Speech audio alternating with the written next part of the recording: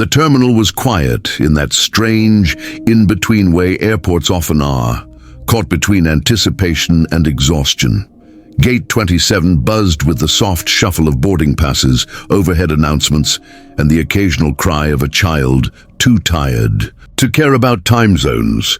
Dwayne Johnson stepped into the jet bridge unnoticed. No cameras, no red carpet, just the rhythm of footsteps and the muted swish of carry-ons being dragged over industrial carpet. He wore a grey hoodie, sleeves pushed to his forearms, and a black cap pulled low. Not hiding, just choosing stillness. He helped an older man ahead of him, whose hand trembled slightly as he tried to lift a suitcase into the overhead bin. Dwayne didn't ask, just moved gently, quietly, as if he'd done it 1,000 times. The man looked up with gratitude, but didn't recognize him. Dwayne preferred that, seat 24B, window seat, back of the plane. He settled in with a quiet sigh, pulling out a small leather-bound notebook from his backpack.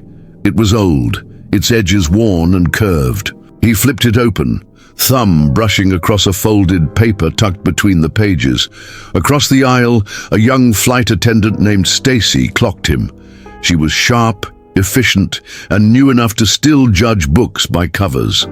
She saw a large man, in a hoodie, sitting alone in economy, scribbling into a battered notebook. Her eyes narrowed just slightly. Who books economy when they look like they bench press SUVs? She marked it silently and moved on, already writing the story in her head, another low-profile influencer trying to make a scene later. Dwayne didn't notice her stare. Or maybe he did. But he didn't react. He just kept writing. 2 rows ahead, a baby fussed. A teenage boy snapped a photo and whispered to his mom, but she shook her head. That can't be him. He wouldn't be back here. But he was. Outside the oval window, clouds thickened as the aircraft taxied into the gray afternoon. Light, Dwayne leaned back, pen paused mid-thought. Not here to be seen, just here to remember. The aircraft hummed steadily as it cut through the clouds, leaving the ground and assumptions far below. Somewhere above 20,000 feet, Stacy moved briskly through the aisle, offering half smiles and plastic cups, filled with warm cola. Her hair was pulled into a tight, regulation-perfect bun, and her name tag shimmered under the LED cabin lights. But her eyes kept drifting to row 24. There he was, still, quiet, still in that hoodie, still scribbling in that old notebook, and now checking his watch, not once, not casually, repeatedly. He looked at the time like it meant more than minutes, like he was waiting for something sacred to arrive. She passed him, barely pausing, but caught another detail. He leaned in to whisper to the older man beside him. It wasn't loud, it wasn't suspicious in volume, but it was private. She narrowed her eyes slightly, masking it behind a practiced smile to the passenger across the aisle. Her thoughts ran on autopilot. What's he doing? Filming? Streaming? Is he one of those TikTok stunt guys trying to create content in flight? Then came the clincher. He shifted subtly, and his hand disappeared into the front pouch of his hoodie. Her spine straightened. There it is. It didn't matter that the movement was slow. It didn't matter that his shoulders were relaxed. Her mind was already finishing the scene, something hidden, something about to escalate. Her stomach tightened, not with fear, but with anticipation shaped by training and too many headlines. He pulled out nothing, or rather, he adjusted something. Inside, a glimpse of paper, folded, yellowing slightly with time. A letter. But she couldn't see that. She whispered discreetly to the steward across the galley, "Just keep an eye on 24B. He glanced back. "The guy in the hoodie?" She nodded once. "Yeah." Then moved on, her tray clinking gently, with mini pretzels and unspoken bias. Back at 24B, Dwayne sat still. He'd felt the eyes, the energy shift. He wasn't new to it. But still, it stung. He brushed his thumb against the letter through the fabric of his hoodie pocket. Not yet, he thought. Soon. The plane kept climbing, so did the misunderstanding. The plane cruised somewhere high above the earth, slicing through a pale blue sky. A soft ding echoed through the cabin as the seatbelt light clicked off. People relaxed. Into the steady hum of flight, earbuds in, screens glowing, the quiet ritual of travel unfolding around them. Dwayne sat with his shoulders slightly hunched, hands resting on his knees. His eyes had barely left the notebook, but the pen now rested idle in his lap. His thoughts were elsewhere, far from the polished aisles and snack carts. Time had started to press down on him, heavier by the minute. He looked up and quietly caught the eye of Stacy, who passed by with a tray. "Could I get a cup of water, please?" he asked, voice low, respectful. She didn't stop, barely looked at him. "We'll come back through shortly," she replied flatly, continuing past him like he was background noise. Dwayne blinked, nodded once, and said nothing. 2 rows across, a teenage boy looked over, eyes widening. He elbowed his dad, whispered, then turned back with cautious excitement. "Sir, sorry, but are you—" Dwayne offered a tired smile and held up a hand, gentle but firm. "Not right now, kid," the boy nodded, a little deflated, and shrank back into his seat. The old man beside Dwayne raised an eyebrow. "They recognize your face, but not your reasons." Dwayne smiled without humor. "They never do." Minutes passed. The plane tilted slightly with a soft adjustment. Dwayne reached down to unzip the backpack tucked at his feet. He needed the letter, the photo, just to hold it. As he rose slightly to reach under the seat, Stacy suddenly appeared. Her voice came sharp this time. "Sir, please stay seated." He looked up, eyes meeting hers. He saw more than regulation in them. He saw suspicion, unease, control wrapped in protocol. He nodded and slowly lowered back into his seat, exhaling through his nose. "I was just—" he started. She turned away. Before he could finish, the old man leaned in, whispering behind a palm. "They think you're trouble." Dwayne glanced down at the folded letter inside his hoodie pocket and smiled almost to himself. "They always do," he murmured, "before they understand." And just like that, the silence wrapped itself back, around him. Still, but charged. The cabin jolted. A sudden pocket of turbulence rippled through the fuselage, rattling overhead bins and drawing startled gasps from passengers. The seatbelt sign pinged back on with a chime, its amber glow suddenly. Urgent, plastic cups trembled on tray tables. Conversation paused, breath held. In the center of it all, Dwayne remained still, his posture steady, his gaze lowered. He turned slightly toward the old man beside him and whispered something inaudible. His lips barely moved. One hand rested in his lap, the other slid quietly into the front pocket of his hoodie. Stacy saw it from 3 rows up, her eyes locked onto that one movement. Her pulse quickened, not because of the turbulence, but because of everything she'd built in her mind over the last hour. There it is. The moment, she didn't hesitate. Her steps were fast and deliberate, her voice louder than it needed to be. "Sir," she called out sharply, "I need to see what's in your pocket, right now." Silence fell like a curtain. Heads turned, necks craned. The whisper of judgment was loudest in its absence. Dwayne didn't move at first. He let the moment hang there, let the misunderstanding bloom fully before deciding how to end it. Then, slowly, he stood. No resistance, no words, just quiet. "Grace." He reached into his pocket and pulled out 2 things, a small, weathered photograph folded in thirds, and a tiny gold necklace with a cross no bigger than a thumbnail. His fingers unfolded the photo gently, like it was sacred. The image was grainy but clear. A little girl in a hospital bed, smiling through a tangle of IV tubes and sunken cheeks, her head wrapped in a floral scarf. Dwayne's voice, when it came, was low, steady. It would have been her 9th birthday today. The plane didn't move. No one blinked. Stacy stared, her lips parted, frozen in the act of accusation. He held up the necklace for just a second longer, then lowered it, folded the photo back up, and returned to his seat. No anger, no speech, just a weight shared silently with the air. The gold cross rested against his palm. The silence said everything else. The walls of the hospital room were painted in soft pastels, cheerful enough to distract, but not enough to hide the ache of reality. A faint smell of antiseptic clung too. The air, broken only by the artificial sweetness of the grape-flavored medicine on the tray by the bed. Lila lay still, her small body dwarfed by the machines beside her. Tubes fed into her arms like fragile lifelines. Her head was wrapped in a patterned scarf, bright pink with little sunflowers, and her cheeks were pale, but her smile, that was full color. Dwayne sat beside her, one massive hand wrapped carefully around her much smaller fingers.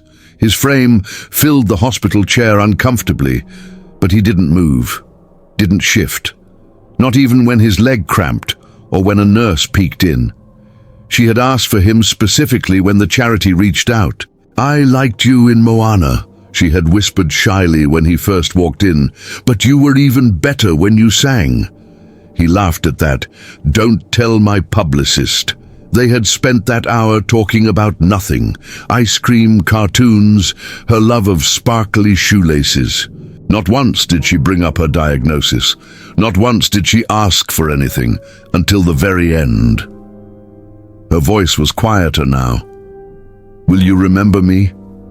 Dwayne blinked. "Of course." She hesitated, then added, with the full weight of a child who had learned time was precious. "Even if I'm not here, on my birthday, will you still remember me?" He swallowed once, deeply. "I promise." She reached for her neck and unclasped a tiny gold chain with a cross. "This was my mum's. She says it's lucky." She handed it to him, her little fingers trembling. "You keep it now." A nurse in the corner dabbed at her eyes. Lila's mother stood at the doorway, camera in hand, snapping a photo just as Lila leaned into Dwayne's shoulder. That was the photo. That was the necklace. That was the promise. Now, in the present, thousands of feet above the earth, Dwayne carried them both. He wasn't headed to a press event, not a premiere, not a photo shoot. He was flying to deliver a check in Lila's name to the children's hospital, quietly, personally, with no announcements, because some promises are too sacred to post. For a few long seconds, time forgot how to move.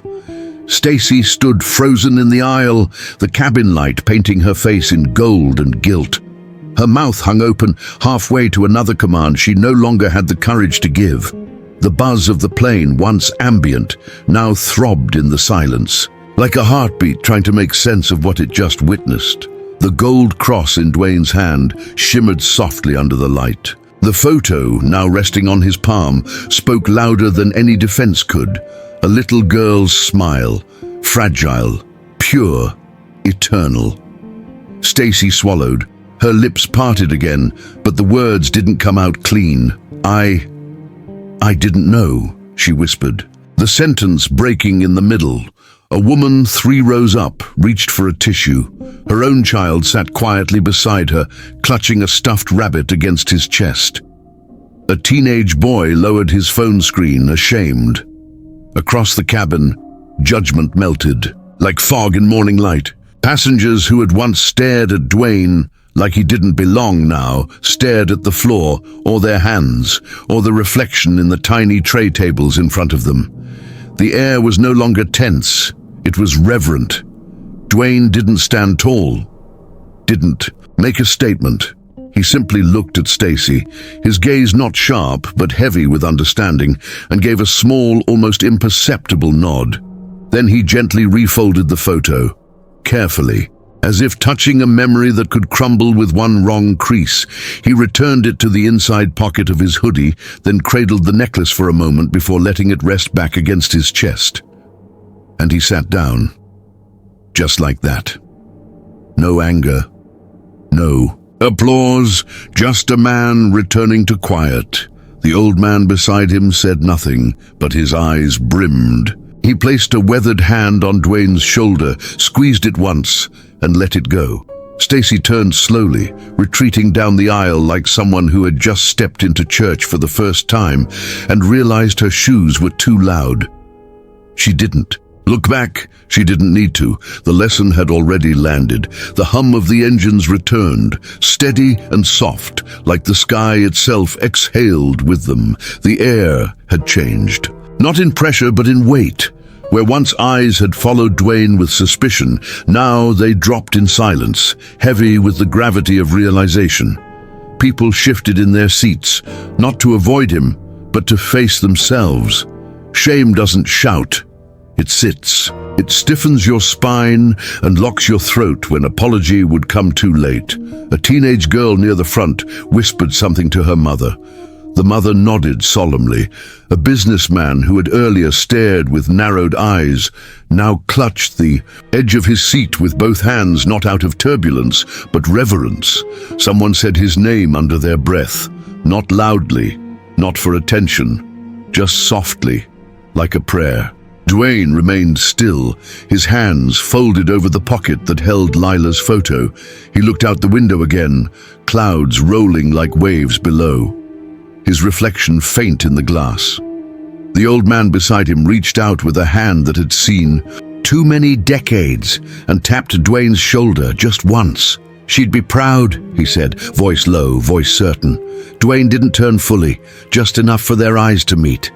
"She made it easy to be," he answered just above a whisper. Minute passed, then Stacy appeared again, slower this time, her steps quieter. She carried a cup of water, hands slightly trembling. There was no performance in it now, no script, no service smile. She stopped at his row, lowered the cup onto his tray table gently, as if afraid to wake something sacred, and without a word, turned and walked away. Dwayne looked at the water for a moment, then took it. No bitterness, no victory, just acceptance. Around him, the cabin sat in a humbled stillness, a quiet that hadn't existed when the flight began. Not silence by absence, but silence by respect. And in that silence, Dwayne closed his eyes, not to sleep, but to remember. The city lights twinkled beneath them like scattered fireflies as the plane began its slow, silent descent. The cabin lights dimmed, casting a soft glow over the passengers, many of whom sat quietly now, each wrapped in their own thoughts, changed by something that had nothing to do with altitude. Dwayne leaned his temple gently against the window. The cold pressed against his skin, grounding him. Below, the world looked peaceful, but inside him, it swirled. He thought of Lila, her laugh, her courage, her question, "Will you remember me?" He had, not with a post, not with applause, but with presence. He thought about how easily people judge, how quickly they write your story for you before ever, turning the first page. But more than that, he thought about how kindness never asks for credit, and how some promises, the sacred ones, are best kept in the quiet. The wheels touched down with a gentle thud, followed by the familiar hum of brakes and reverse thrusters. No one clapped, no one cheered. Just a row of bowed heads and eyes, a little less blind than before. As the seatbelt sign dinged off, people rose slowly, differently. Not because of fear or awe, but respect. An old kind of reverence that lives in silence. Dwayne stood, adjusted the strap on his backpack and turned to go. At the jet bridge, the old man reached out one last time, a quiet tear in the corner of his eye. "You gave her forever," he said, his voice hoarse but full. Dwayne nodded once, firm and gentle, then walked forward, alone. No cameras, no headlines, just the soft echo of boots on linoleum and the weight of a promise carried to its final stop. The screen fades slowly to black. Voiceover. The loudest lessons are sometimes taught in silence.